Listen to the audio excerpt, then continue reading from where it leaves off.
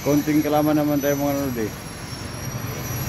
Kung istampay natin ng ating mga motor sa mahabang panahon, kailangan natin pagalawin yung piston. Ganito yung gawin natin mga lodi. Pagalawin natin yung piston. I-kick natin ng ilang bisis to. I-kick natin yung kanyang kick start.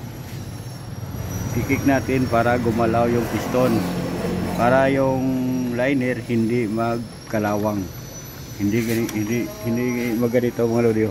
Tingnan nyo yung nangyari dito kasi hindi pinagalaw yung piston sa mahabang panahon. Ayan mga lodi, nasira yung liner, nagkalawang, dumikit kasi hindi na nababasa ng oil. Kaya kung i-standby natin sa mahabang panahon yung ating mga motor, kailangan natin pagalawin yung piston. I-kick natin ng kahit 10 kick lang para mabasa ng oil tong liner at hindi magkalawang. Yan lang po mga lodi.